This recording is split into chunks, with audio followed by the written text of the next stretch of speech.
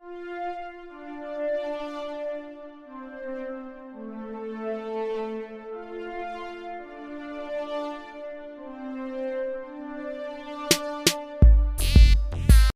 everyone, and welcome to the first SWW show with a new format.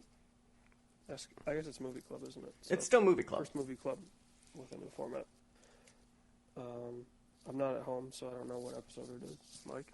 I didn't know I had 18? homework. What number do you think it is? It's either 17 or 18. It is not 17 or 18. It is neither of those numbers. I do not believe it is 17 nor 18. It is Movie Club number 17. You are 100% correct. It is Movie Club 17. Okay. I'm sorry. So, That is fake news.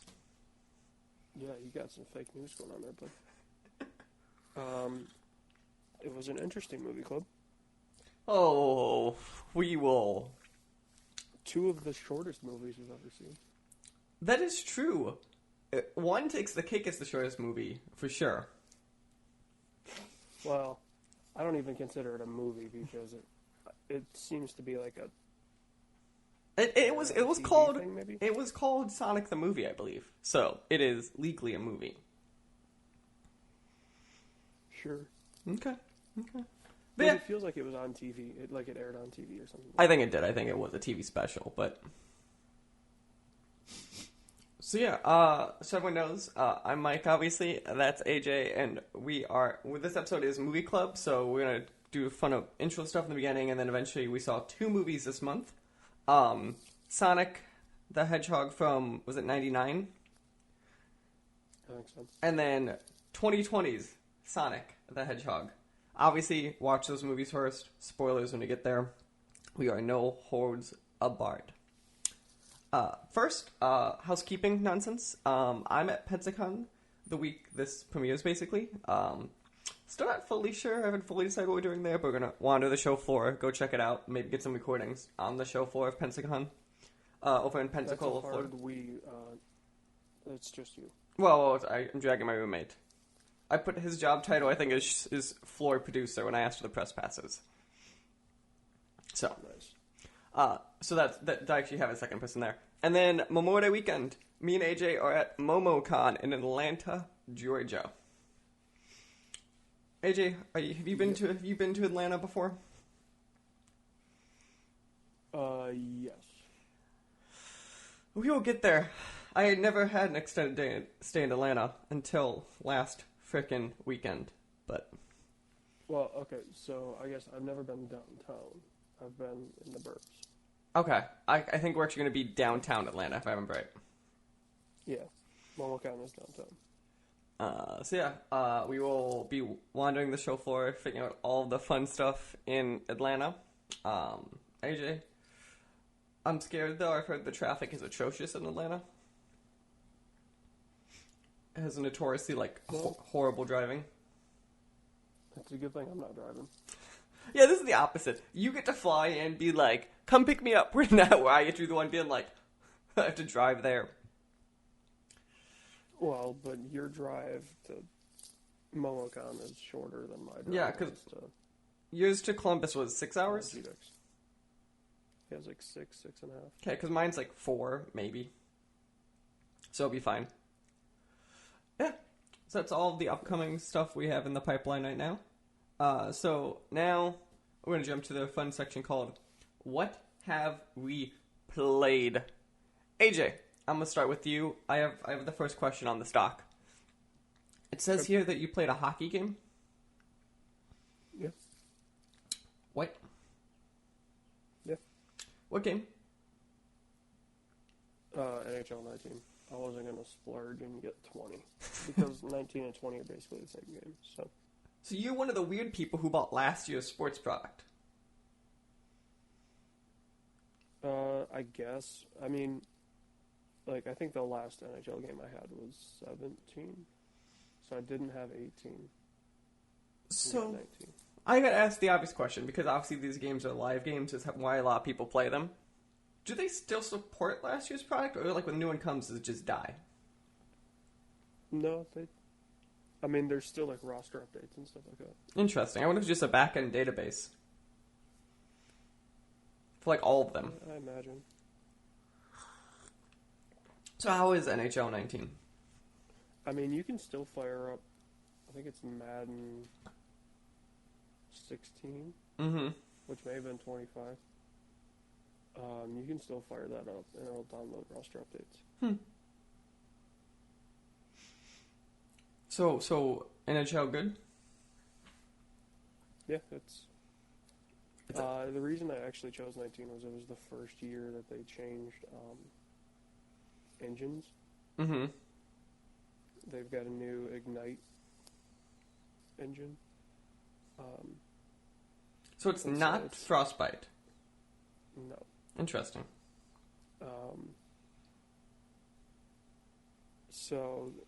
And they added, I think it's called like real player motion Okay.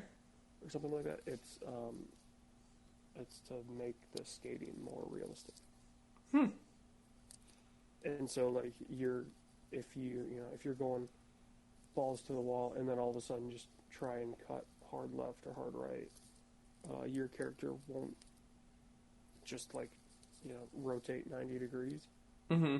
He'll try and actually make the turn. Interesting. Yeah. So, because you've played hockey before? I know. Like physically? Yeah. Not in a competitive fashion. Okay, because I'm curious how it feels, because I feel like ice skating is inherently one of those things that I feel like in a game is probably one of the harder mechanics to get right. I mean, the skating feels fine. Okay. Like, I think the only thing that you can improve in, honestly, any of the sports games, they'll suffer the same problem where there seems to be, like, no friction on the surface. Mm-hmm. So that's where you would see, like, for Madden and FIFA, like, the guy, it's not just like instant acceleration. It would take a step for him to dig into the grass, dig into the turf, Okay. and get moving. And they do have some cool stuff in NHL where, like, as the period progresses, the ice looks worse and worse. Mm-hmm. And the puck will slow down, which makes sense. That's what it would do in real life. So. Okay. And then after that, it says you are continually playing your, I'll call them the normal three.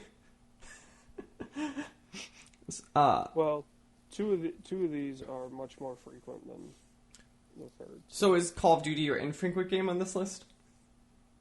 Actually, I take that back. One is way more frequent than the other two. So GTA is your frequent game? No. Really? Forza is my frequent game. So which Forza is this again? Is this... Because they've got dailies and weekly stuff to do. Okay.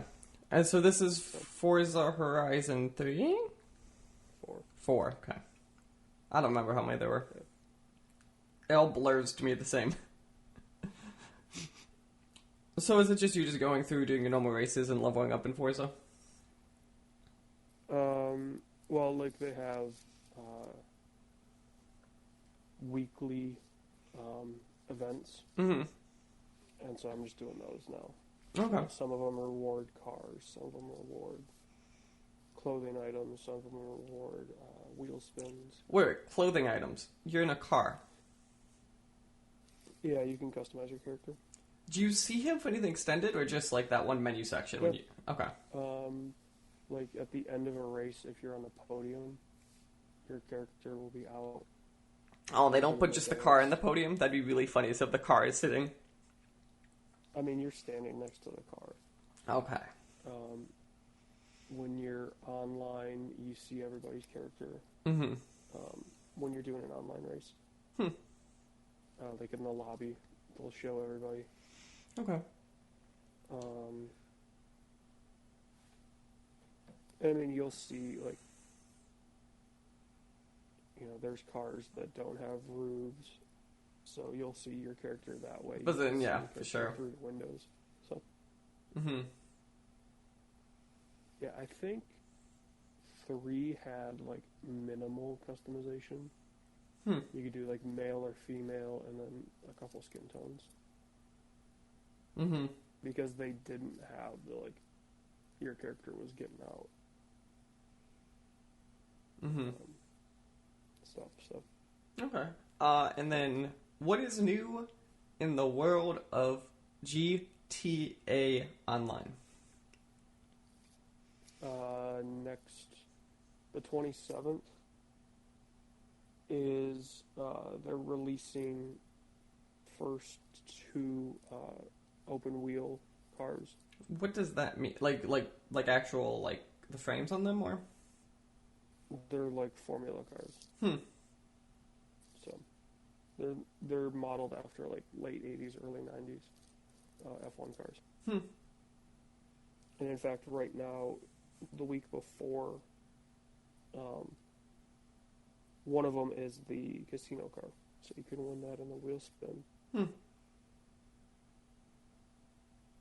Okay.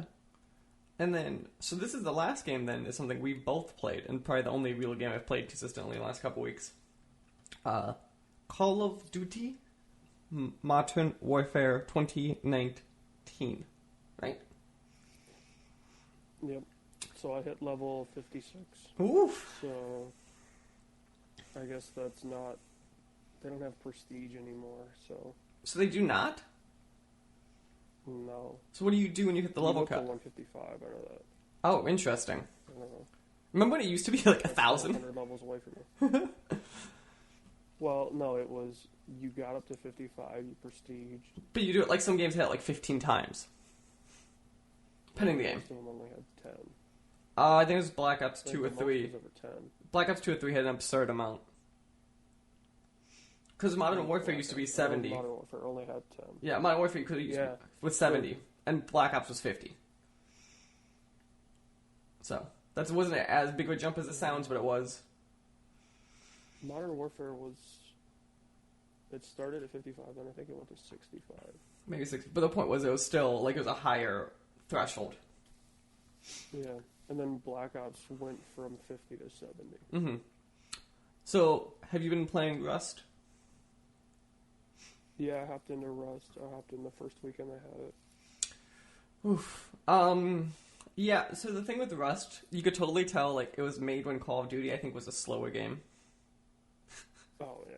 Like, because, like, inherently the game's Which is sped funny up. because this Modern Warfare is supposed to be slower. Like, But you could it's tell, supposed to be the slowest game. but, like, Call of Duty was slower than it is now for time to kill. Oh, yeah. 'Cause Oh, you- in terms of TTK, yeah. That's all, but, like, that map was, like, back then we thought it was quick. Now in this one, I'm like, I will spawn and someone will be shooting at me. Also, I feel like, Yeah, well, it's also, there's... are the what, respawns 2 extra busted? people... I was gonna say, also the respawns are busted on that sucker. Like, where the spawn points are. Because part of the issue is, Oh, yeah, the spawn points are terrible. because they should be adjusting, technically, Any of the small maps have the issue. because Call of Duty technically adjusts team spawn points based upon enemy team locations. The issue is that map is so small that you could be evenly distributed multiple times, so it just will spawn you someplace random, like, pick a side, basically. Yeah. So it can't, like, do it correctly, especially in objective modes. Oh, yeah, in terms of, like, domination or... Right. It's like, domination in theory should be adjusting, like, your team's quote-unquote spawn points based upon, like, who has what objectives. Yeah. But it just can't. Well, yeah, it was always, if you had 2 of the points, you knew exactly where the people were going to be coming from. Or at least within reason. With this one, a point could be switching in the time you die, and you're like, and the game just goes, I'm putting you somewhere, I don't feel like it. Okay. I think the game feels really well. I just think bringing back Rust really shows an issue. Also, the Rust update was 60 gigs on consoles. Which is... Well, did you hear why? Wasn't it like the whole game, basically, they just repackaged? Yeah, so for whatever reason, their updater you basically had to re-download the base game. Mm-hmm. So, but the Rust update is supposedly the last big one because they fixed it. I'd hope so, because I went to download it, I was like, why is my console saying I don't have enough room? I have 100 open gigs.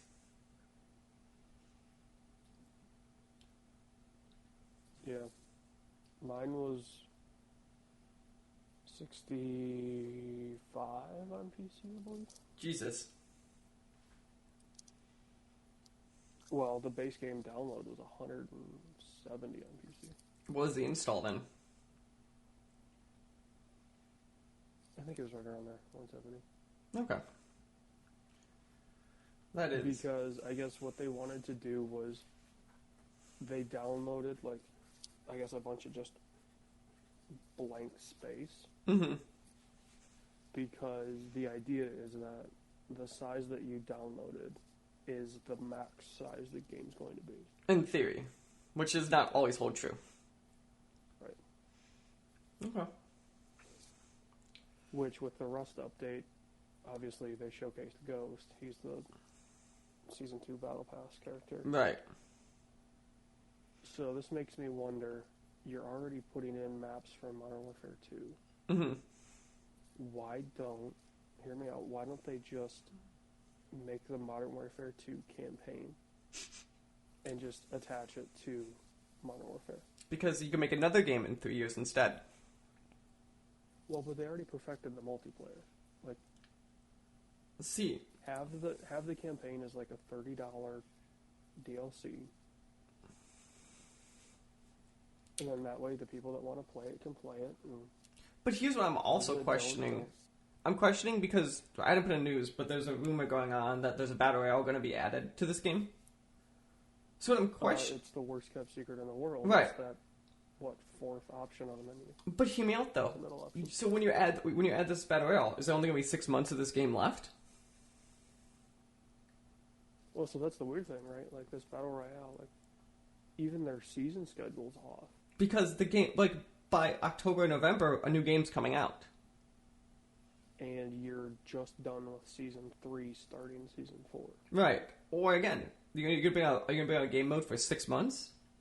Because I'm gonna assume the next game won't have it, since obviously Blackout didn't transfer to the next game.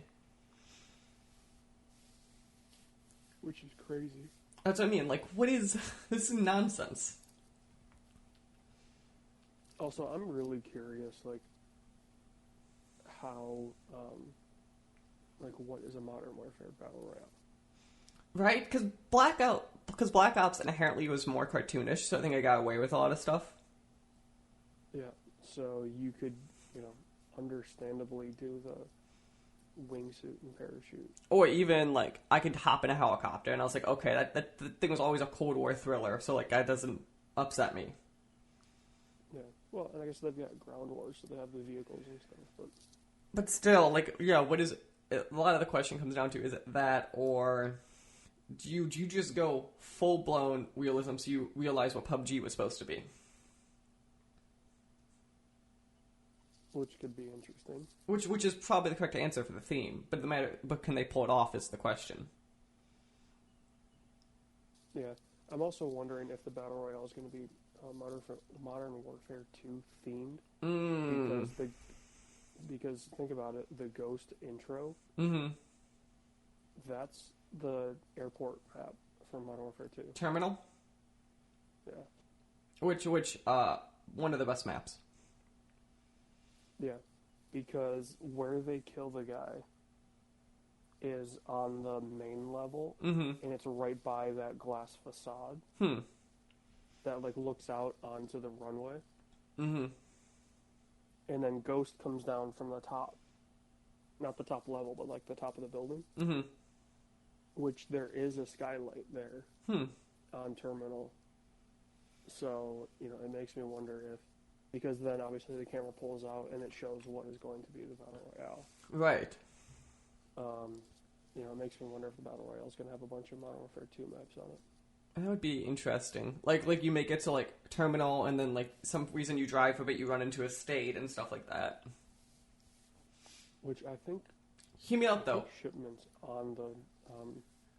if if you watch that video, I think you can see shipments. But the correct answer is you just make a state giant and make that a battle royale map is what you should do. Because the state, even at the time, felt like a giant map. Yeah.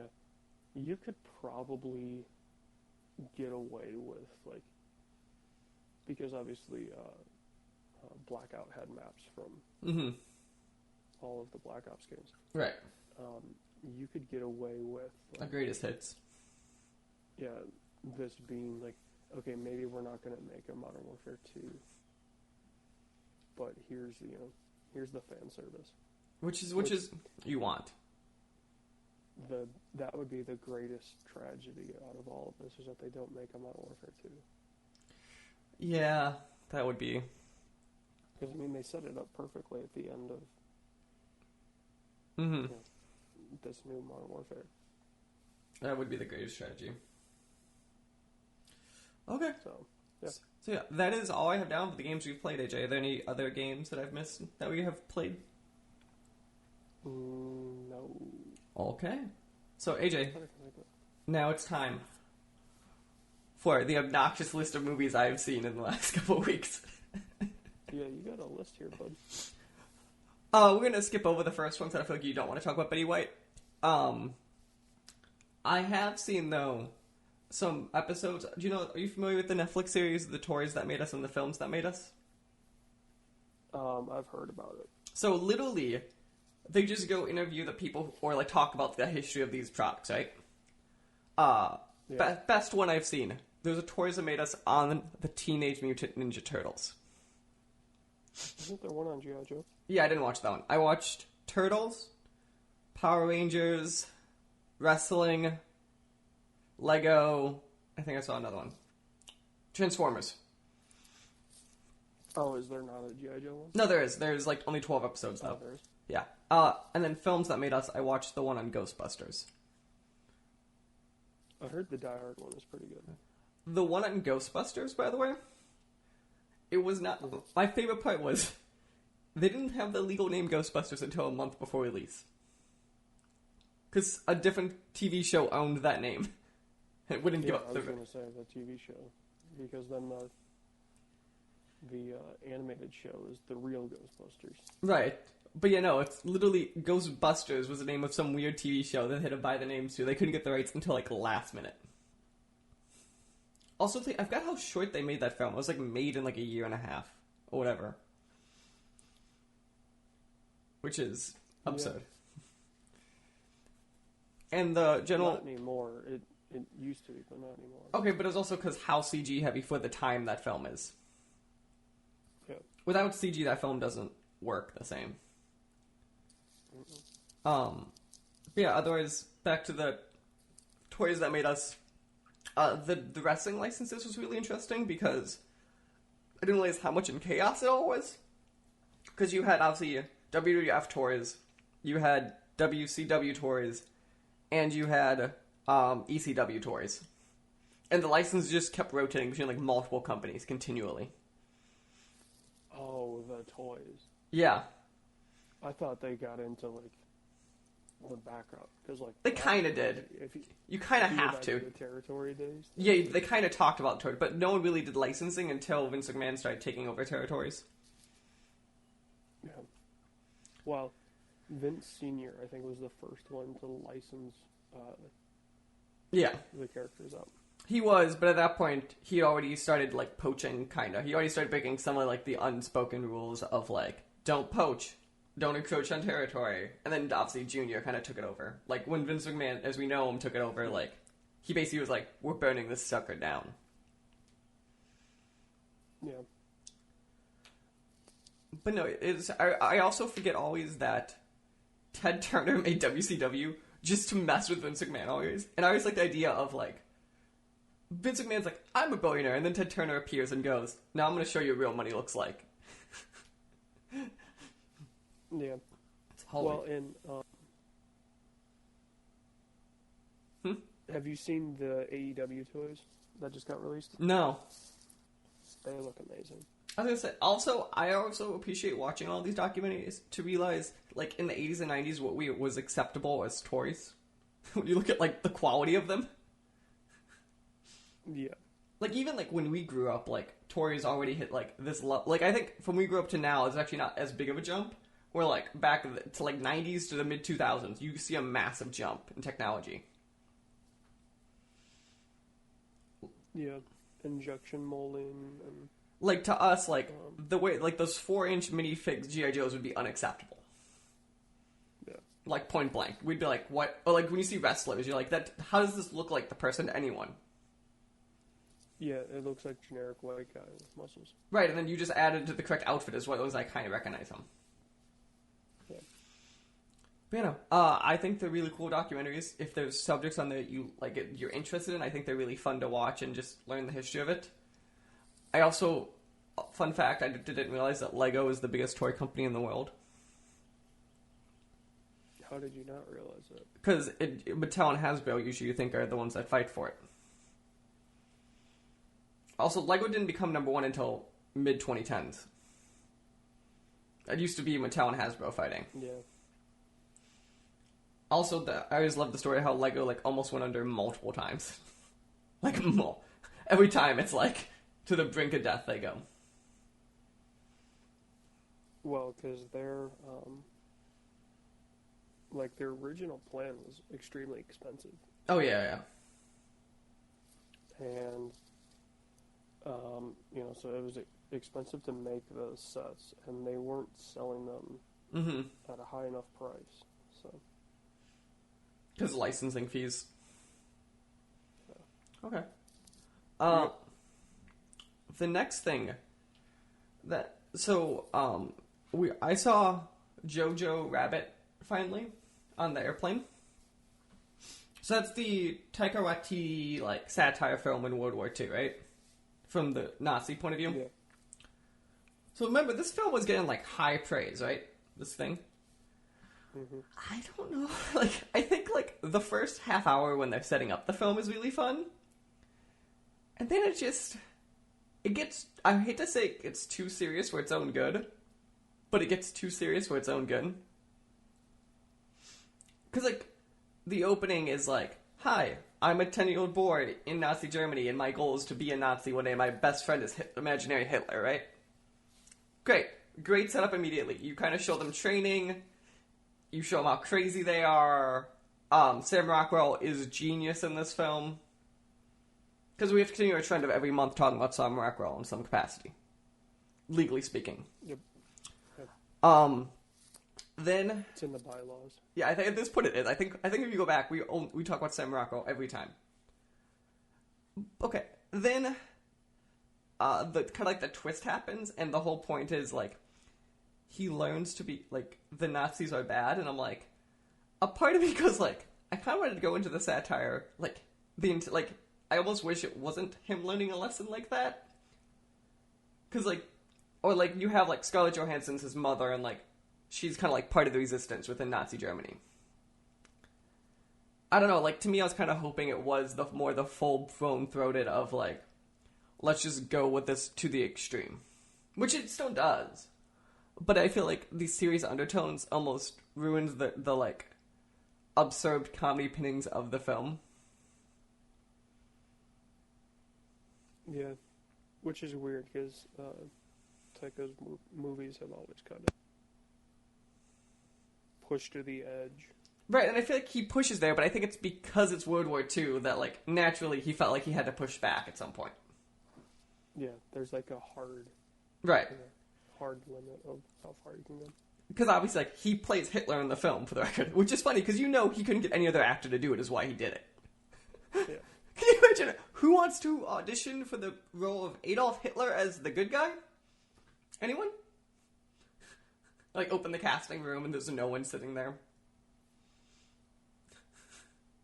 Also, did that film screen in Germany? Because I thought you couldn't show Hitler in Germany.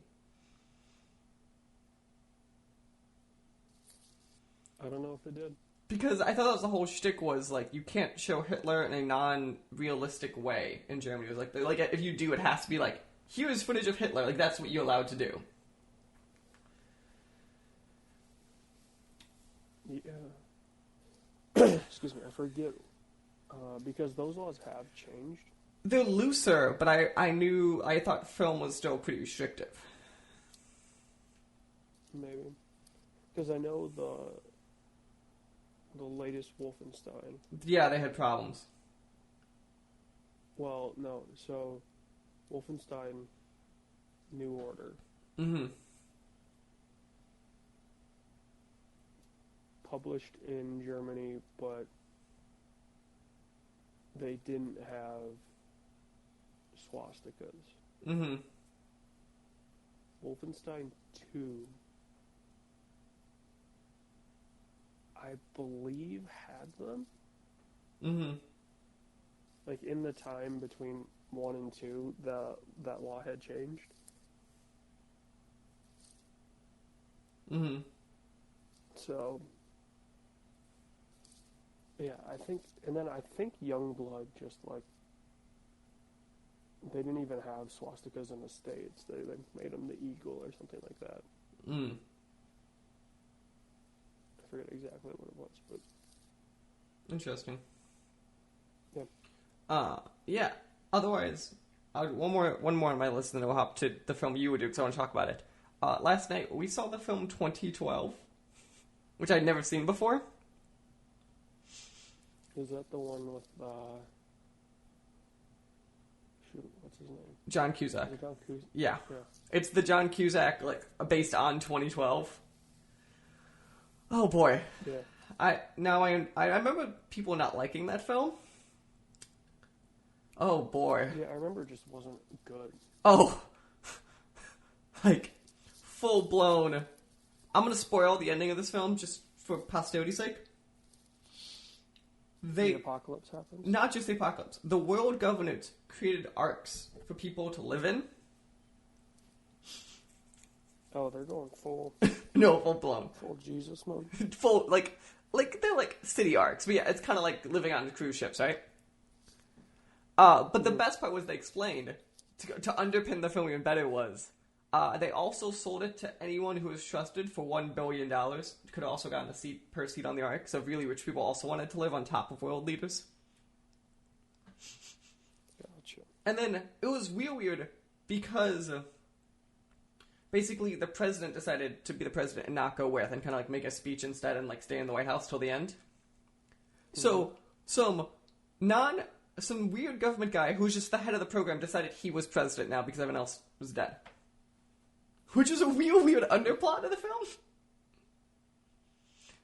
Well, I mean, I guess when everybody in the chain of But because it was the president was dead, is done. then the vice president died, and someone made a point to like, where's Speaker of the House? He goes, I don't care, I'm in charge now. Close the door, we're leaving. Like, what? Like, it just at the end. Well, I guess if the world was ending, you'd probably just do it and But like, figure it out later. figure it out later. There's no figuring it out later. But also, I appreciate the Figure thing though, out the because president later. every country besides Italy had their leader. The Italy leader also stayed behind, and literally every other leader was like, "Yeah, he's the president now." Yep. Like what? What can you do? And also, my favorite part is John Cusack's job in this film. By the way, was he was a driver for a rich Russian. I was gonna say, I remember him being like, he was driving a car in the trailer, and that Yeah. was He was His whole he was a rich Russian's driver. Is how he found out that he could go to the Ark. Like, it was a film. Also, it ended sounds like it. with Africa being safe, so they all moved to Africa. Of course, you know. Okay, well, it raised 2,000 feet, but still. You know, if we're gonna make one continent the continent that gets saved, let's make it the one that everybody kind of ignores. Mm-hmm. Okay, AJ. So now we gotta talk. Is this so? It says here you have seen Spider-Man: Far From Home. Is this the first time you have seen this film? Yeah. Okay. What do you think of it? It's very predictable. Well, part of it is. I really like the film, but it is Also, you know, you explained to me like how they how they brushed off the Infinity Stones, Yeah. and it's like, oh, but this one guy, Yeah.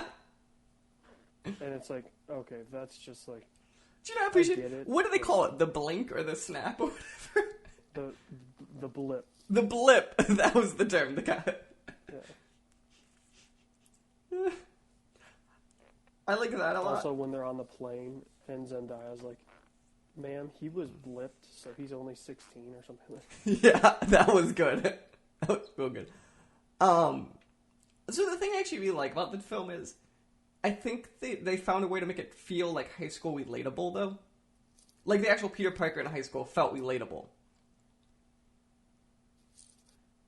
Yeah. Also, mild spoilers, but the post-credit of it being, J.K. Simmons is when I lost my mind.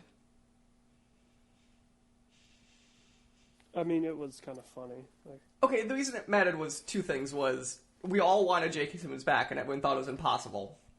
And then making him the Alex Jones version of it from the Spider-Man video games was the funny part.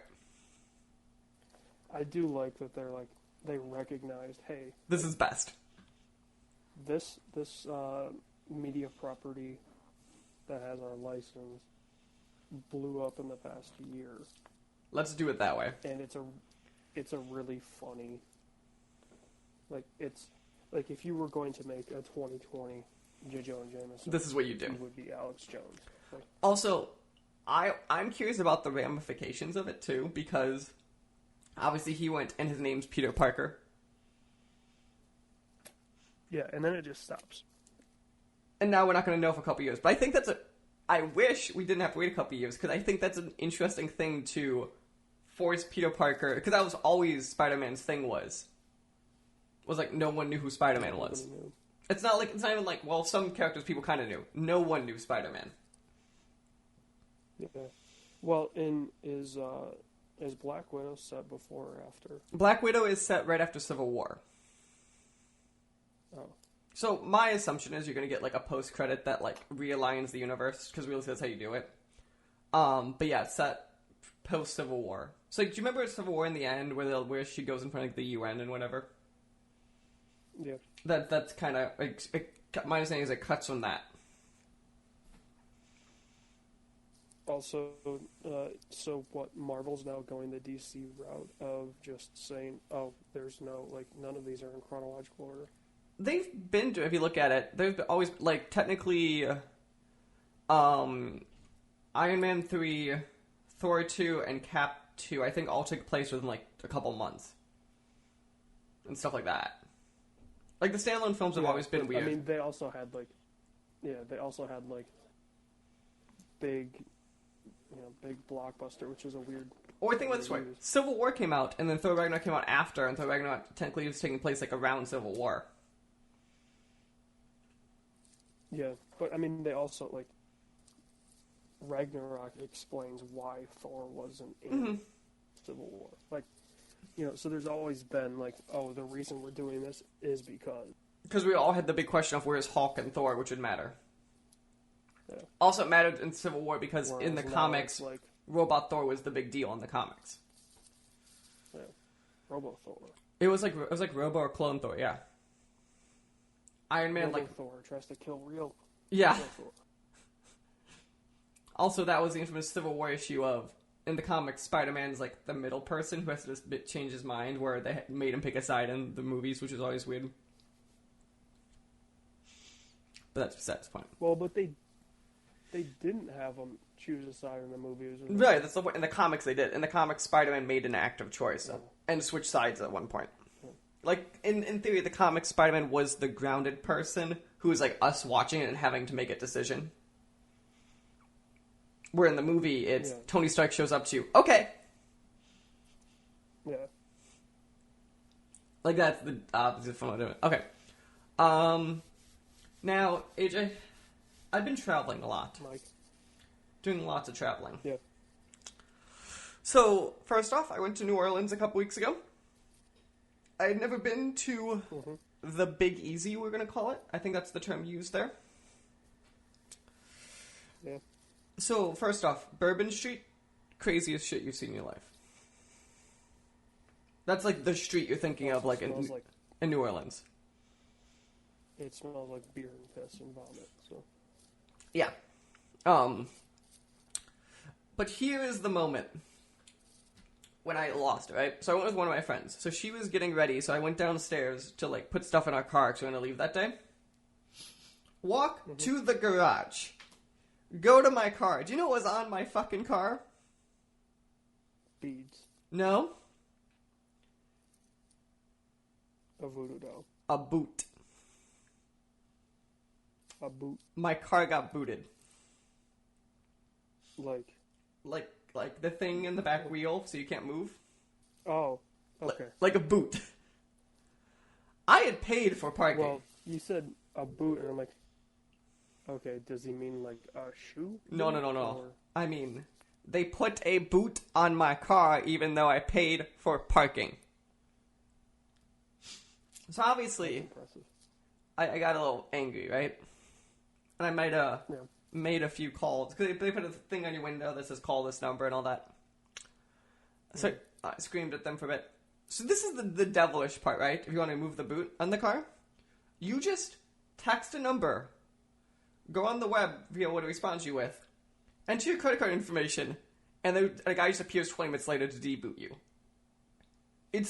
They made it so simple, and it's so fucking annoying. And then So why did you get booted? Because they said this thing was in the system, even though I paid. So I went through an appeal process. They denied it. Yeah. So I yelled at Chase, so Chase froze the transaction. Nice. Because I had a receipt. I had the receipt that showed I paid for it. Yeah. But their system didn't recognize it for some reason. But no, I was livid. I was full blown livid when I went back to the hotel. Because I don't know if you guys. Yeah, I would be too. Parking was like $40, so I was livid. I was like, and also the boot removal fee, $135. Ouch. Yeah. It was fascinating. But no, New Orleans is a fun town to visit. There was statues of Andrew Jackson, I swear to God, like every 50 feet. Andrew Jackson, for those who don't know, is America's craziest president. And I mean full-blown psycho crazy. Also the subject of the origin of the phrase jackass, I believe. Is it really? I believe so. Oh, nice. You know my favorite Andrew Jackson story is? Do you know the story of when someone tried to assassinate him? Was that the duel? No, this is better. I think it was his second inauguration, okay? So it's like a swampy day in D.C. Andrew Jackson's point's like pretty old, like you're using 2 canes to walk around, right? Literally, someone comes up to him, pulls out it's flint pistol this time, pulls a gun, pulls the trigger point blank, right? So what's funny about that stuff is because it was swampy in D.C., the gun failed. The guy then pulls out a second pistol. Again, the gun failed. Andrew Jackson then uses his canes and beats the guy to a pulp to the point where the Secret Service had to pull Andrew Jackson off the guy. Can you imagine the image if you just saw the President of the United States beating someone to death who tried to kill him? I mean, I'd say it's a valid response. It's a valid response, but like also, he was literally, I think, in his 60s at the time. He wasn't like still a valid response. Yeah. Okay, the other thing I've traveled, AJ, is I went to Minneapolis last weekend. Don't ask me why I went to the cold in the middle of February. I know, right? It was -10 on Friday. It was not okay. On the way back, let's just say I didn't pay for my flights because me and Delta had an understanding. Obviously, I've had good times traveling this couple weeks. So we were at the gate in Minneapolis, right? They made an announcement, being like, "Oh, we might delay boarding. There's something going wrong with the plane's like lights or whatever." We still ended up boarding. They closed the gate. Okay. At this point, the pilot hops on an announcement, being like, "Be advised, it's going to now be an hour delay because of it's a bigger fix." At this point, half of our phones go off being like, do you want to switch your flight? You're going to miss your connecting flight. Do you know what the normal reaction I would hope would be at this point is? AJ? Calm. No, let us off the plane would be nice, because we're still at the gate. And we can't move for an hour. Mm-hmm. No, flight attendant said we can't do that. At this, That's a whole process. but the pilot already announced at this point it'd be an hour at the gate. At this point, the blizzard came. Have you been on a plane where when you get de-iced? Yeah. It's a fascinating process. That takes an hour. Yeah. So, at this point, you know, we're getting to Atlanta at like 11 p.m. For sure not getting back home that night. I calmly go to the person, you know, who you talk to. You're like, I need a hotel. My flight gets changed, all that fun stuff. I then ask my happy ass for my bag, right? Because obviously it's being weird because of flight stuff. Mm-hmm. She informs me I can't have my bag.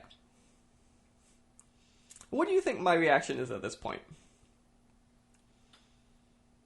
Do you think I... Well, so I would imagine the reason you couldn't have your bag is because it was checked.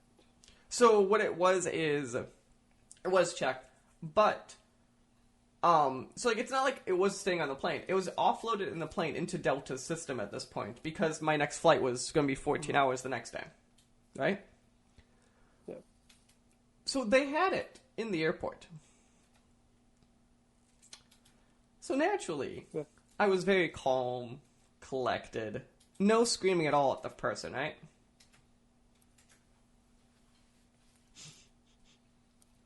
Do you believe that part? Well, knowing your confrontational skills are extremely weak, I would say, yeah, you probably didn't get too No, furious at the person. I full-blown lost it. Like, full-blown. Because I wanted my goddamn bag.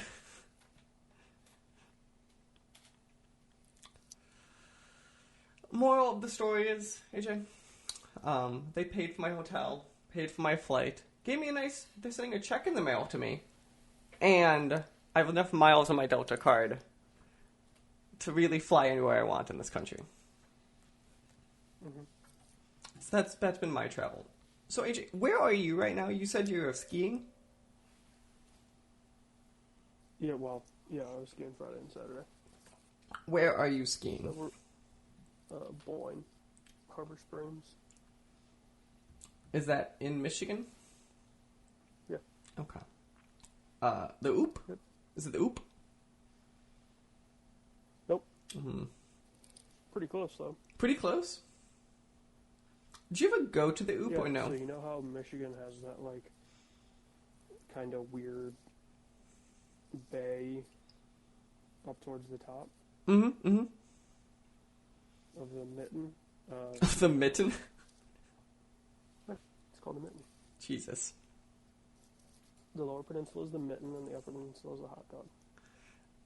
I live in the Panhandle. You live in the Mitten. Yep.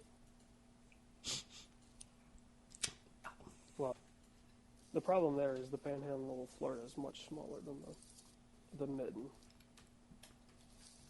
The Panhandle leads into the penis of Florida.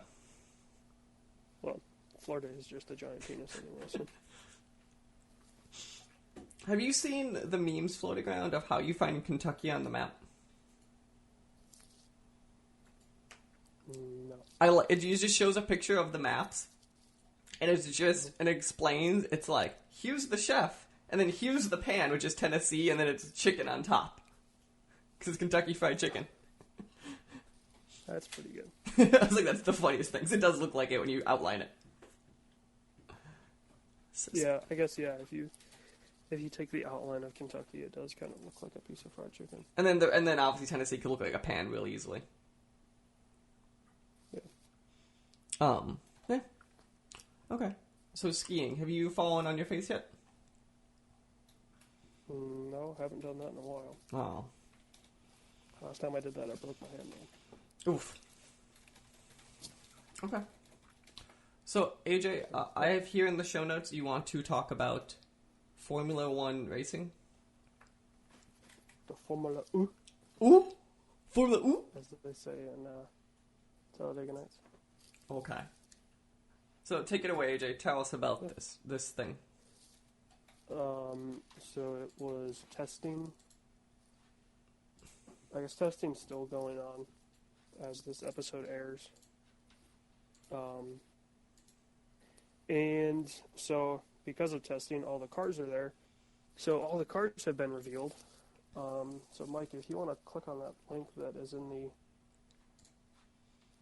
show notes. There is no link in the show notes. Well, it tells you to go to a folder. Jesus Christ. That's not what you just said. You just said, I'm going to the folder. Calm down. Well, sorry, I forgot that you have a 5th grade education. So 15th. Thank you. no, you're in Florida. You have a 5th grade education. Which link do you want me to click on? The first one? New cars revealed? Yeah, is that the one? That, yeah. Okay. Sorry, I'm currently putting pillowcases on pillows. That is a normal... You are pulling. Well, yeah, we were staying at somebody's cabin that my parents know. So. Okay. So let's see. So F1's 2020's new cars. We have the AS, we'll call it. Yep. VF20. Yeah, so Haas was the first one revealed. I think that's the one you sent me originally. When we were talking. It is an interesting looking car. It looks a lot more like the first Haas's. Next we have 16. the Ferrari FS 1000, which that's the most... If I said name what an American looking color and car scheme is, there it is. Because the shell everywhere and all For that. the Ferrari or the... Oh. Because the paint job. Just because the paint job. Just because that paint job, it looks very American. Of the 1000 is Ferrari will hit their 1000th Formula One race this year. Oh, okay. Yep. Next we then have... I like how it's Red Bull, but it looks like 2 words. Red Bull is 2 words. Is it? Yeah. Oh. I think they tend to make them 1 for like the cans and stuff like that to fit, but yeah, its actual listing is 2. Okay. Next we have the McLaren, which I think is my favorite looking of them. But it's also very cartoony, which is why I like it. Yeah. Okay, never mind. Maybe the Mercedes. The Mercedes might beat the McLaren. I mean, it definitely looks the best. It's because it's this like it has like this neon teal for like the stripes and the wheel stripes, and then there's so it's the Patronus color, which I believe they consider to be teal. That has to be teal. It's not a blue. Well, no, I don't know what the actual name of the color is. Yeah, it's a teal. And then after that we have the Alfa Romeo C39. Alfa Romeo. Yeah, that's exactly how it is. Also, I don't like how you and my roommate... Correct. Yes, he did. Yes, both of you corrected me at the exact same time on pronunciations. I am good at the English language. Stop insulting cars. Well, okay, here's the thing. You're an Italian. You should know Alfa Romeo. I am good at the English language. That's not English enough, it's Italian. That is Italian. I mean, you were raised in Chicago. Chicago. That is correct. I will say, though, the photo that they have is not what the actual car is going to look like, so... You're going to have to pronounce this next word for me. AlphaTauri? Yeah, I would never have got there. So AlphaTauri is the renamed Toro Rosso, which is the Red Bull junior team. Okay. So, this Williams next one just feels very basic. Also, it's a bad picture. yeah, it's just the top down. Williams, like, so the problem is Williams used to have Martini as the sponsor. Okay. So they always had the best liveries because it was the Martini livery, so it was the Martini stripe down the car. Okay. But then they lost that sponsorship. Martini pulled out of that sponsorship. In fact, I don't think they sponsor any motorsports anymore. So yeah, now Rocket is their, I guess, title sponsor. Next, then it's the Racing Point. The RP20. Yeah. Which this is the last year that it'll be called Racing Point. Next year it'll be Aston Martin. Okay, that's a more recognizable brand. Yeah. It's also extra. Then this next image, real bad. The Renault. The Renault. Yeah. The Renault. It's French. Oh, we don't care what they say. Yeah, that photo is really bad. There's better photos of it. Mm-hmm. And the Renault RS20 looks much more like an old school F1 car. Mm-hmm. At least the nose does. Like, if you look at any of the other ones that have a nose photo, they all look like they have dildos on the front of them. Okay, then. I mean, like, if you look at the McLaren, the thumbnail for the video, or the Red Bull. Oh, it definitely does. Ferrari, or Haas isn't too bad. Mm-hmm. Yeah. Also, general note, since we're doing this on Google Docs, I appreciate the new Google Docs update that just auto-does the links with the header, and it just works. That's a real nice update, Google Drive. Good job. So, yeah. This is an interview. I guess or are you the over big- with that? It's not. The Oh, okay, I'll be loud the then. big thing. I was being quiet because I thought you were going to. No. The big thing is the Racing Point, since we're talking about the new car, is basically last year's Mercedes. Okay. So it is very much like, and some of the other mid-pack teams have already called them out of like, hey, you just bought Mercedes car from last year, which won the title. Which I assume you can do that. Not really. Okay. So there are rules in place that prevent. Stealing of cards. Well, I forget exactly how it's phrased, but Haas kind of got into trouble with it their first year because they basically bought that year's Ferrari. Okay. Like, in terms of the chassis and the suspension and stuff like that, the body was different. Mm-hmm. So, yeah, this Racing Point is almost identical to last year's Mercedes, though. And the worst part is they run a Mercedes engine, so that's even more like of a kind of a point at like, hey, you guys need to figure it out, like, what's going on. Mm-hmm. Which, it's funny that they're getting into trouble because Mercedes had a kind of a I guess the best way to describe it is like they skirted the rules for a year with a new system in which they can adjust the toe of the front wheels. So toe is like if the wheel is pointing dead straight. Like if you're in the driver's seat and the tires are pointing dead straight, the toe is how much the tire turns, like angles in. Okay.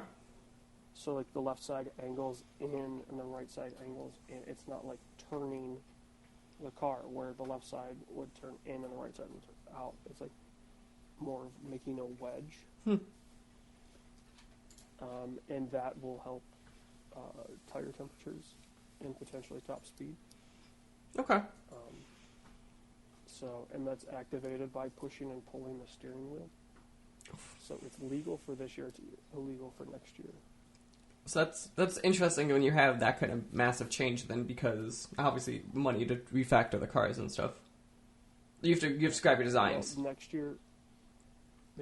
year's cars are going to be completely different anyway because they're implementing a budget cap and it's a different engine and different wheels, and there's some aero stuff that's changing. So they're going to be all new cars anyway.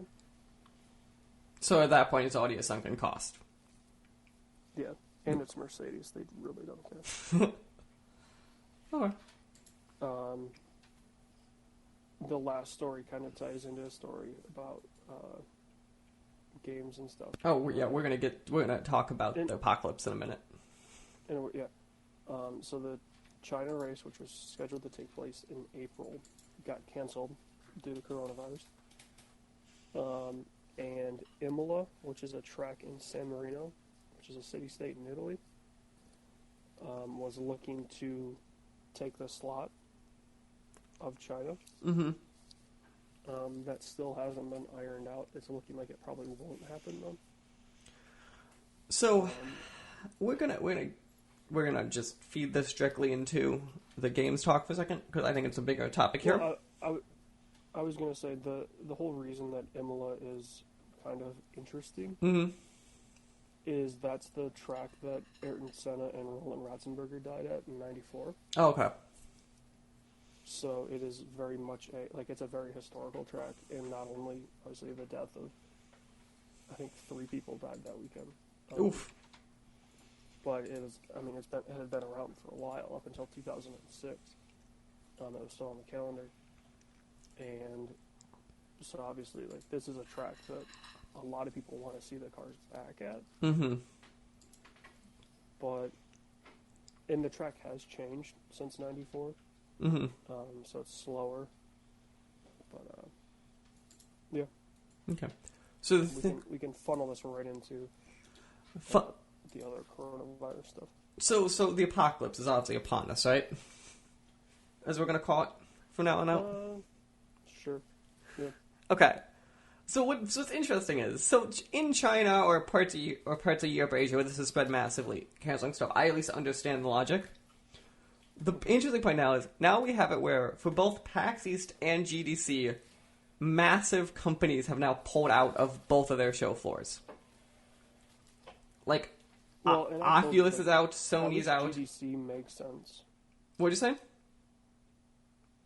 GDC makes sense because there's going to be it's on the West Coast, so there's going to be a lot more people from the Asian region. No, because they talk about, all China has, anyone who is out of China in that area is just straight canceled already. You already said it's 2% of the vendors are just gone. Yeah, just in general, GDC is much more approachable for an indie dev in, let's say, Japan. Well, just cost is. I don't know if I agree with you, but yeah, I get what you're saying. Yeah. I get what you're saying from a logistical, where it is, placement. Of U.S. conventions, it is probably. Yeah. The issue is, though, what I find fascinating is, because, PAX East is, immediate, and that's one thing. That to me, tells me that all the companies are still thinking it's going to be a problem a month from now. Well, I mean, the Chinese race was canceled early in February, and it wasn't even scheduled. Right, but we're not in China's point. Now we're in the U.S., and we're talking about American and Japanese companies that are pulling out. Yeah. And they're trying to obviously control, these large events are where this virus would spread the fastest. Live apocalypse update for you from my roommate, by the way. So as of yesterday, Italy was under lockdown. Now Turkey has closes all its Iranian border. So the apocalypse is continuing. Yeah, I don't see it ending anytime soon. Also, in general, I'm just gonna say it. China is lying about their death numbers. I guarantee it. Oh yeah, they're way lower. There's no way China's we've only had some people die. No, China, you've probably had 500,000 dead. You're just not telling us. Well, it's very obvious that they're hiding numbers until the last possible second. It's like because, North Korea. everything- Like, there are rumors that North Korea has it, but because no one understands North Korea on the inside, we can't get verification of numbers. yeah. But like all the Chinese numbers like jump Yeah. They're like, we just had... twofold, fourfold. They're like, we just had 1,000 die an hour ago. I don't know how that happened. Yeah. But yeah, So yeah, I mean, who knows? it's going to be fascinating. The other thing I think ties it really well is, because I think this is a bigger topic. So there's a story here about how Bloomberg did a whole piece on PlayStation 5 costs. Mhm. What I find interesting is, on top of like what this is saying because of cost of it is, I'm curious what's going to happen with the stockpile of this and the new Xbox coming out, because they're all made in Foxconn.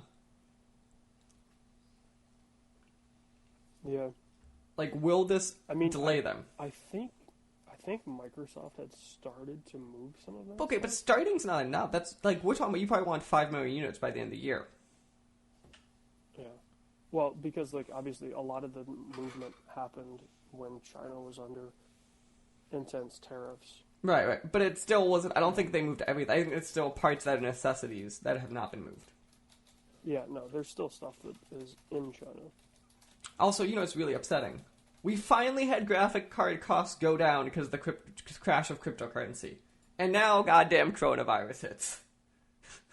I mean, a lot of that stuff's Korean, so Yeah, but like, if Korea gets hit now too. yeah.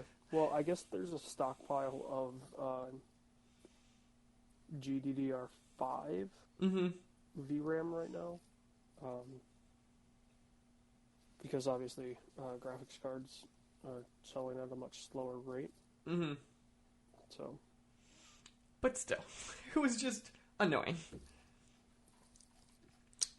Okay, yeah. Other news stories I have here, which I think is fascinating. So Birds of Prey came out and apparently is a decent film. Mhm. Can we discuss how they renamed the film? Did you see this? well, I think it's a much better title now. Okay, yeah. What was it before? Birds of Prey and the ridiculous, atrocious, whatever the obnoxious title was. It's It now. was like it was Birds of Prey: The Emancipation of Harley Quinn. Okay, but I find it funny is they renamed it Harley Quinn: Birds of Prey on basically on anything. Yeah. Which I agree. I agree it's a better name, but I feel like this is the only story I've heard of where they change a film's title while it's in the theater. Because we all know, like, the Live, Die, Repeat, or whatever that one was, but that was a DVD release Yeah, they did Edge of that on. Tomorrow. Yeah, they did that on the release of the disc. They didn't do it in theater. I'm trying to think of something else that would have changed. I can't, like, off the top of my head, I can't think of anything. I'm sure I could find an example, but But it's just very interesting of, like, also, they didn't make a big deal about it. It just happened. No press release really came out, nothing. So, Yeah. so like, what? Also, 100%, all of you idiots should have named this Harley Quinn to begin with. yeah. Because if I was an average person, I at least probably in my head could have processed Margot Robbie Harley Quinn. I understand this. I don't know what a Birds of Prey is. Yeah, It's just that's a good point. so yeah. Okay, AJ, I put our legal requirement VR story here for us too. So what I find is 2019 was a major inflection point for VR. right. So it's roadtovr.com, which is a website I kind of like for just tracking VR data.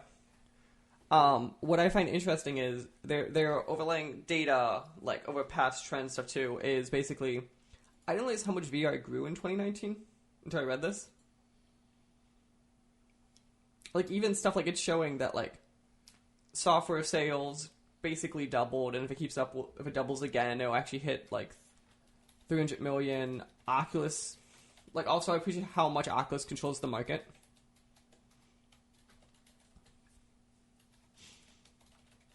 Well, I mean, PSN controls the market. Like, Yeah, but like Oculus is funding so much money into stuff more than PSN is.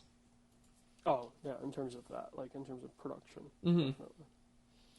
I also like... So there's a list here of every VR game that we know that has produced over $4 million in revenue. It's top 20. Who the hell bought Skyrim VR? Apparently everyone. And because this is revenue for it anyway, it's not just giveaway sales, it looks like. Also, why did it make more money than Superhot, which is still probably one of the best VR games? Because Superhot for a while was just on Oculus, wasn't it? Yeah, but at this point it's everywhere. Yeah. Also, I appreciate how Fallout 4 VR is on this list too. Which again, apparently was atrocious. Yeah, I heard bad things. Because my issue is, you can't get a stable frame rate on normal Fallout 4. So in VR, I can only imagine. Yeah. But yeah, so I just think it's very interesting if anyone wants to check it out. It's on Road to VR. It's literally called like 2019 VR is a major inflection point. But I think the big takeaway is I'm curious if the trend continues from last year with all of this. I'm kind of disappointed they didn't have like revenue in this spreadsheet. Mm-hmm. Because they're like all at over 4 million with the top 7 clearing 10. I want to see, like how much further is Beat Saber from Arizona Sunshine. Also, yeah, I do wish I saw that. Also, what's interesting is, 'cause I think Beat Saber, which is a couple people made that game. Mm-hmm. You always want to be the game that, like, there's 5 of you, and now you cleared $10 million in sales. But, Half the list is considered indie. Beat Saber, is it Arizona Sunshine indie? Oh, you're right, actually, I'm looking at it, you're right. Job Simulator, yeah. Pretty much half the list. I think it's 9, but yeah, half the list. Interesting. Okay. I believe there's one more that needs to be mentioned. So, do you remember this game Anthem came out that you really liked? I didn't necessarily really like it. I thought they had some cool stuff. I appreciate now how they're completely being like, yeah, we fucked up. Yeah, well, they needed to. So the part that gets me, so there's an article on Bioware's blog, which is where this pulls from, to talk about how they're just going to rebuild Anthem, basically. I need to have a quote there that just angers me when they said it. You ready for the quote? And to do that properly, we'll be doing something we like to have done more the first time around. Giving a focused team the time to test and iterate, focusing on gameplay first. What did they do last time? Well, remember there was a story about, like, they had to rush Anthem. Right. But, like, also... Because, like, they didn't even know what engine it was going to be on for a while. Hear me out. I'm going to say the crazy idea if you're like a publisher like Electronic Arts, right? Don't give the MMO to your single player team. Yeah. Like, I didn't know this was a controversial statement. But you, BioWare, you have an MMO team. Use that one.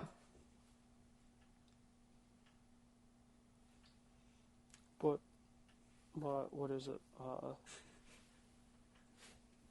Dragon Age? No, yeah, Star Wars The Old Republic is the MMO team. Right. Well, and that's pretty much dead.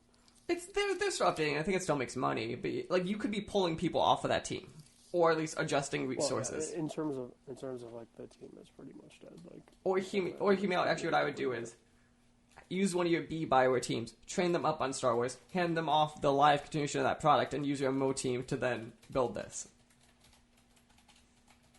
Yeah. Instead of handing it to your single player team. I don't even think Mass Effect 3 multiplayer was built in-house. If I remember correctly, it was built by an external team. So you couldn't even do that. I mean, I basically played Anthem as a single-player game anyway. Like, so I am curious to see what becomes of Anthem. I'm shocked they didn't just be like, we're pulling this off and have a good day. But yeah. So, I'm gonna skip my ranting section of this, AJ. So we're gonna jump now so games I've listed here we need to watch for, so just games come up soon. AJ, we are under a month out from Game of the Year 2020. Which would be Doom Eternal. And then we are a month out from VR Game of the Year 2020. Half-Life Alyx. Well, and isn't Animal Crossing out on the same? Yeah, we don't talk. No one cares. We don't need to go raising these animals, putting them in their homes, and then putting them in debt. It's an atrocious game. It's pointless. The two of us don't care, but that game's going to sell like gangbusters. And it will sell decently, but not. I mean, there's no denying that it's just going to be a sales juggernaut. But what is? I think we looked at. I think it was last one was like 17 million units. Last one sold.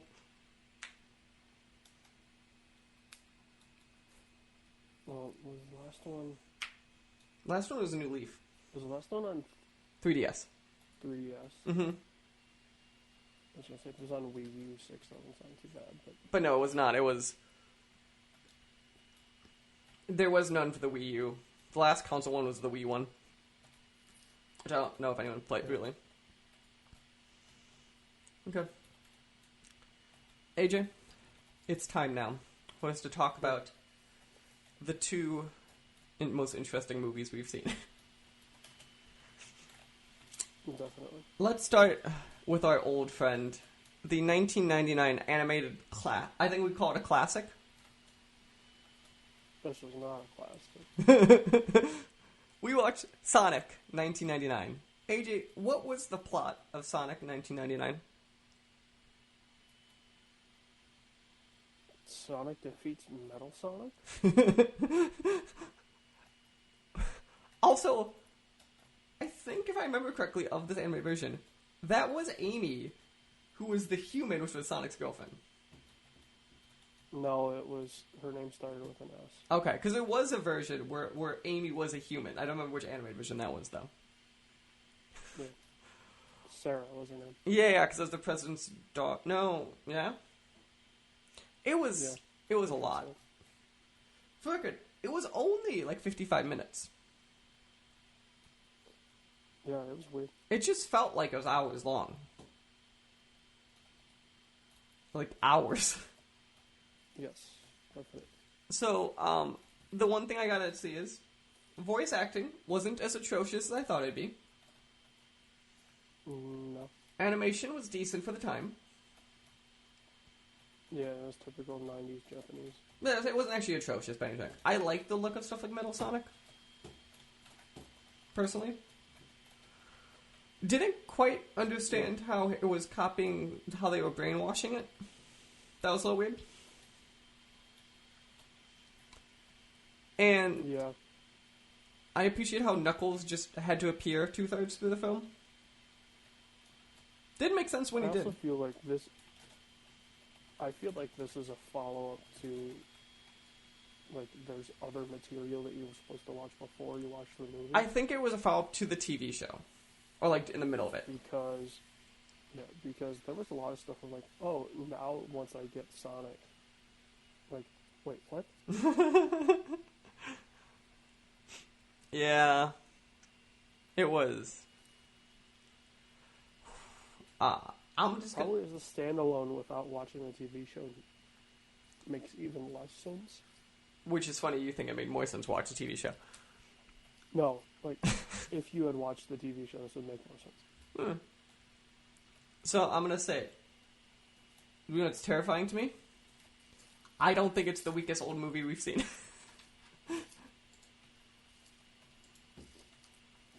Probably not. Which is scary. It really should be, but I don't think it probably is. Because we I watched. mean, it's not bad. Yeah, like like it's at least competent. and it's visually looks decent.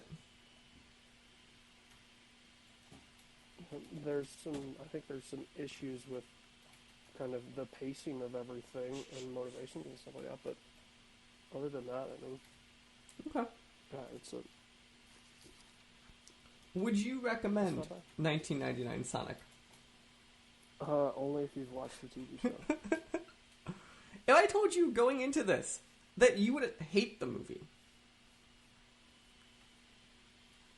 would you believe me? I'd be more surprised that I didn't hate the new Sonic Perfect transition there, AJ. than old Sonic. So now it is time for 2020's Sonic the Hedgehog. Yep. Where do we start? I know where we start. Olive Garden. Do you think they liked Olive Garden in that movie? Olive Garden. Why was Olive Garden mentioned? Because I think they probably sponsored it. Oh no, I remember now. The best was the closing credits thing where the general came by. Yeah, that was funny. That was funny. I was like, Olive Garden. What?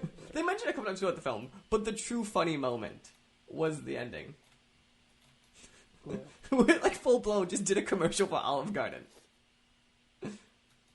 Well, I would have figured like Toyota and Chevy would have been like the big names, or Freightliner, Mm-hmm. but no, Olive Garden. No, Olive Garden. But yeah, so a couple things with this. I think as a whole, the CG in this film was pretty good. I think there were a couple issues actually where Sonic, I think, felt off when he was interacting with humans or hitting stuff. Like, he hit him with with a glass bottle, and I just feel like the actual the hitting animation on the head just didn't feel right. Yeah. Oh, at the bar where it Yeah. didn't break. It didn't break, and it looked like his head just wasn't hit with anything. Yeah. Um, Which I guess is a funny oh, this guy's just so tough that. Yeah, but I don't think it was animated right. I also think there are a few moments with his feet that are a little bit weird, but as a whole, Sonic looked pretty decent. Yeah, I'm glad they went the redesign route, because Can you imagine what this film would have been like with the old Sonic? this would be a much different story if we had to look at a Sonic with razor teeth. Now, the other man we need to talk about in this film, Dr. Robotnik, played by Jim Carrey. Man. Did they just give Jim Carrey a bunch of shrooms and say just go read the script? I have a feeling they did. How do you give Jim Carrey the direction of okay, just go be psycho? I would say just be Ace Ventura. Which It's kind of the same character. so I think he was charming also at points, because I think the obvious charming scene is when he's in the trailer with the music. That was just good. I mean, none of Jim Carrey's scenes were good, Really? You didn't like him? because believe it or not, Jim Carrey's not a good actor. Whoa. Really? Do you not like Jim Carrey? No. You don't like The Truman Show? He's a one-trick pony. Yeah, but I think this was the trick that you needed in this film. Oh, as Robotnik / Eggman, Mm-hmm. he fits perfectly. But I just don't like him. See, His shtick of, having to over-animate every motion just gets old fast. Mm-hmm. I actually hear It that. got old in the first time that you see him. I think when you first introduced to him, it was a little much. I think it was when he would when he was in the house, I think was kind of interesting. Like when he was like trying to sneak into Cyclops' house. I'm just calling him Cyclops. I don't remember the actor's name. And Marston. yeah, because he was Cyclops in X-Men. So like when he was that, and he was like being his cunning self of like sneaking the drones in the house. I think was kind of like clever and stuff. Like I think that was kind of like okay, you kind of showed like some level of like this guy is a genius. Yeah. I think obviously like I think that last fight scene versus Sonic I think's like a bit weaker in the film. Especially with him because like at that point just turned into a full blown like fight scene. Yeah. It turned into, okay, like, well, and I was thinking, okay, are they going to do the trope of he has to hit him 3 times? Like it transformed, like when they did that the first boss fight though, when it kept the bomb. Yeah, they did that. And then, like, the whole, when Sonic gets, if he goes too fast, he turns into an EMP. It's like... Yeah, they never explained that. Okay. So you know what I wanted to happen? So in the like game stuff, if you collect all the rings, you turn into Golden Sonic. Mm-hmm. I wish something happened where like a ring dropped on him and he realized that it gained power or whatever. Like to me, Golden Sonic made a better payoff than just EMP Sonic. Well, and the rings are like... The teleporters. Yeah, the fact that they're like, oh, you use the rings to go where you want to go. Not like, oh, you just collect these as you go. Yeah. The other thing, actually, I've been thinking of that I meant to ask you. The whole opening of the film... Was that weird to you, too? Like, him and... Which part? With the mother owl. Oh, when they were in Green Hill Zone? Yeah. That was like I needed more explanation. If you're gonna give me that kind of opening, you need to explain it a bit better. I mean, I get it. Like, I get why they did it. See, I would have just been like, Sonic has amnesia. He just has a bag with a map. He doesn't know why. Well, but you also have to, like, there's going to be a lot of people taking their kids So you needed to go see this movie. Which, for a How many kids know the history of Sonic? Okay, but for a kids movie also, there were a surprising amount of scenes without Sonic or Eggman. like in the first third of that movie, Yeah. like that opening third, like half of it, you just had the humans talking. Yeah. Also, the other things the entire time we were watching this film, what I found interesting is, in my head I kept being like, wow, it's real weird than last year we got this and the Detective Pikachu. Yeah. Like, God. I think Sonic's very entertaining. Obviously, I think the Tails reveal at the end was really cool. And I like how, like, the post-credits scene... So there's two things. So there's the one post-credit scene where it's Eggman turns into Eggman as we know him. Yeah. Which I think is... You obviously had to do that payoff. My issue is, Jim Carrey's just such a skinny actor. Like, that just looks weird on Jim Carrey. Definitely. Because, like, Jim Carrey's this tall, lanky guy, not the fat, rounded...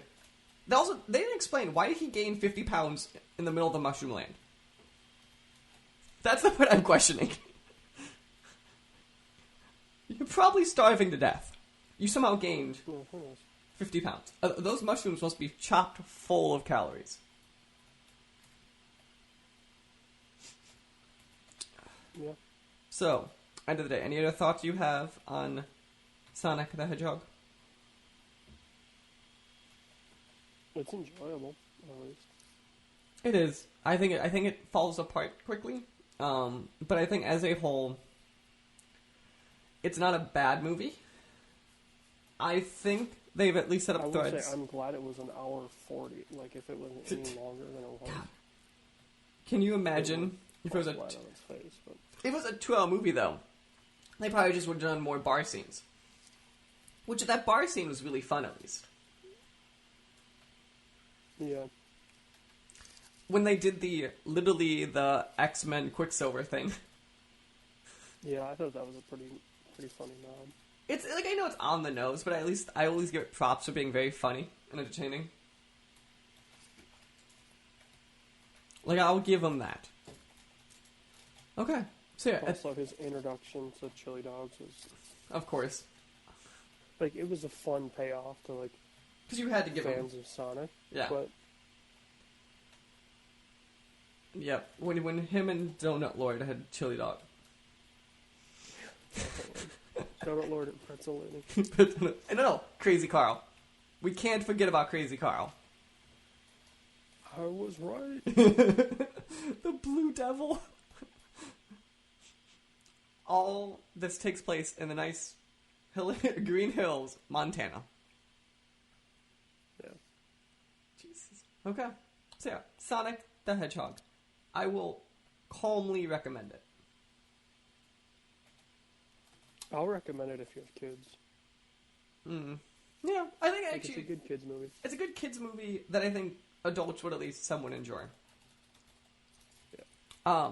Speaking before we close out the show, though, there was one trailer that we saw before the movie that I died during. Did you see the Despicable Me trailer? Yes. When the minion told the story of how he traded the gem, That was pretty funny. I couldn't handle it. Like, I full-blown lost it. He's like, so you traded it? That's a funny, stupid thing. You traded it for a pet rock. Uh-huh. Like, if the entire film was just that, I would watch that film in a heartbeat. It was so... Also, what I appreciated was, that felt like a scene from a movie. It didn't feel like a trailer when you were in that moment. Yeah. You know, because most trailers are kind of more stitched, so like that feels like that's probably what's in the film. Yeah. So, yeah. That's really good. Good example of, like, that scene. That's going to be a shot for shot. But again, though, even if I see it again, though, I feel like if the film could just hold to that bar, it'll be genius. I mean, those are some funny movies. Mm-hmm. So, that is... I'm looking at our list of movies. Okay. Where does I'm Sonic... already going to veto. Well, no, for excuse me, upcoming movies. Oh, no. Well, we don't do this until next week, you realize. SpongeBob. I know. But I'm going to veto SpongeBob. You're vetoing it live? That way I can't say you never vetoed it? I'm vetoing SpongeBob. You're vetoing... Because you know what else comes out that day? No. Fast 9. Oh, my God. Tried to avoid that. You and I are going to see Fast and Furious 9 in Atlanta. Are you Oh, my God.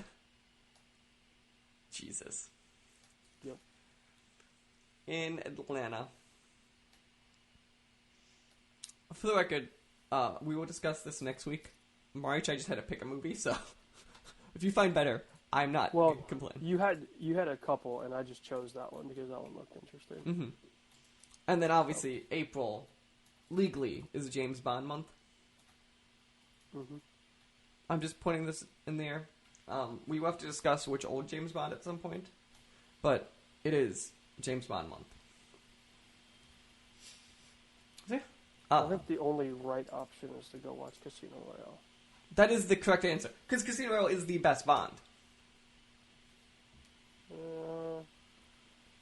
Casino Royale. I like Skyfall probably over Casino Royale. And I don't understand the hype of Skyfall. Like, it's not a bad movie. I just don't love it the same as some people do. Well, I think, like, Skyfall is a very important movie if you've seen all the Bonds and, like... Oh, it's a very important movie. I just don't love it as a Bond film. That's the hype behind it. Right. I think... The hype behind it is, like, Skyfall needed to happen. Mm-hmm. And I'm glad it did. It's the same way... Yeah, like... You're wasting your best Bond on... a very impactful story. Mm-hmm. You could have made a movie with Craig that wasn't Skyfall. Because anyone could have done Skyfall. Yeah. What always You is could have had Pierce Brosnan do Skyfall. Jesus. And the thing of it is, whoever did Skyfall would have been regarded as one of the better Bonds because it's such an impactful... Like, Mhm. the story of Skyfall is a story of, like, you need a... Like, that instantly improves your acting. Also, we need to discuss how they went from Casino Royale to Quantum of Solace. Like, Jesus Christ. You went Well, from I mean, arguably best Bond to one of the weaker Bonds. I don't know, Quantum of Solace still stands above, like, entire actors' portfolios as Bond. We've been over this though. There are only like 3 good actors that have a Bond. Maybe 4. Of like 8. I would say there's only 2. So obviously, Daniel Craig is best Bond, I think we agree. Like, most consistent Bond, at least. Consistent, yes. I think the difference with Daniel Craig is he has highs that are really hard to match, and he has no true lows. Like, Quantum Solace is his even low. Quantum of Solace, he was good. Right, like, Quantum Solace was his low. And as Bond, he was good. Like, Right. The issue was not Daniel Craig in that film. right. And then you have... God, who's the original Bond? Why am I drawing a blank? Connery. Yeah, so, like, obviously you have Sean Connery. Yeah. Which, the issue with Sean Connery is, he has so many Bonds, and they're so scattershot of great to bad. I mean, but you've always got to acknowledge, like, he was the first. Yeah, and I think he is acknowledgement for being the first and setting up the character. But I have also never been a big fan of the bulkier, bigger Bond, which is what he inherently is. Well, but the thing of it is, like, if you think about it, that, you know, there was no skinny, agile Bond. Mm-hmm. Daniel Craig So, is the skinny, agile yeah. Bond.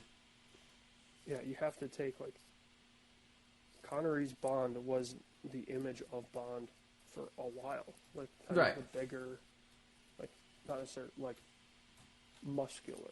Mm-hmm. Muscular, taller, like, brooding style. Mm-hmm. So, yeah, I don't think you can hold, like, his appearance over him because there was no other To compare it to. examples. Like, yeah, No, at the end of the day, again, you can, good Bond. yeah. I don't even think Daniel Craig was born yet when the first Bond came out. He might have been. Daniel Craig's 50? Yeah, and the first Bond was... Oh, it was like 66 or whatever, yeah. No, it was early 60s. Was it 60? Oh, really? Okay. I think Goldfinger was 62. Oh, wow, I didn't know he was that old. I think so. Yeah. The original Casino Royale was 67. Yeah, but that's the not canon Bond legally, isn't it? Yeah. Well, no, it's the not original Casino Royale was like in the 50s because of TV special. Remember, there's been 3 Casino Royales. Oh, okay. Like, the first Casino Royale movie was 67. Yeah, but remember, that's what's real weird because technically we've done Casino Royale 3 times. And I know Yeah, I guess. it's the not weird canon thing again, but like... So, I think that will do it for us here on Movie Club for the month. Remember, Yep. I'm at Pensacon when this episode premieres. Again, we're still figuring out plans. Me and AJ will be at MomoCon Memorial Day weekend, wandering the show floor, getting interviews, all of that fun stuff, wandering Atlanta. Hear me out, AJ. We go to the Coke Museum. Well, that's right by the convention center. I like it. AJ, have you tried Beverly? Probably. Oh, I'm excited for you to try some Beverly some more. Yeah. Otherwise, that's it. Remember, you can catch the show every single Friday, 9 a.m. Central Time, on all of our fun places. Remember, you can follow the show at the SWW Show on Twitter. Follow me at Mikey_Maroney. You can follow AJ at the Skiing Man from, what'd you call it? The Muffin? Skiing Man from the Muffin. What'd you call it? What was the part of Michigan you're in? The Mitten? It's the Mitten. I like muffin better. Muffin It's the sounds one state where you can easily show where you live. You're like either in the oop or I dumped. So do you consider like oop people like Wisconsinites because they're fake Michigan people? No, they're still Michiganders. Okay. Because people in Florida consider me in fake Florida. Well, because you are in fake Florida. No, I'm in Florida. Now you're in fake Florida. No. They call us Floribamans. The Panhandle's completely different to what actual Florida is. It's not extremely populated. That's the difference. Well, I was going to say it's more civilized, but it's debatable. Again, multiple neighbors with pig farms. I mean, that's fine. Like in a neighborhood, not like they own a farm. Yeah, that's fine. I've heard pigs are good As long pets. as they'll give you bacon. Okay, I don't think no, I think they're pets. Oh. They're not Well, like you said farm. okay, well like they're like in-house pigs and stuff. Oh. Yeah, I've heard they're fairly good pets. But yeah, when they get old then and you're little tight on money, you just in the apocalypse, you just want a bunch of pet pigs. Because when the time comes, Sure. just do me a favor. No eating bats, people. That's all we're asking of you. Stop eating bats. It's all of your fault for this damn bat soup. They watched the Chinese knockoff of Batman one too many times. Thought it was a good idea to eat one. That will do it for us here. Remember, stay frosty, everyone. Remember, have your what do they do? Health masks. No going to the infected places, and get ready. The apocalypse is upon us. Have a good night, everybody. Yep. This podcast was a product of the SWW Show. You can find more at the swwshow.com or facebook.com/the SWW store or twitter.com/SWW. You can find out more about Mike at Mikey_Maroney on Twitter and more about AJ at Losivor on Twitter. Remember, new episodes come out twice a month, one focusing on the new entertainment news and one focusing on movie club, so new and an old movie. You can find out more again at the swwshow.com, and you can find the show on podcast services around the globe.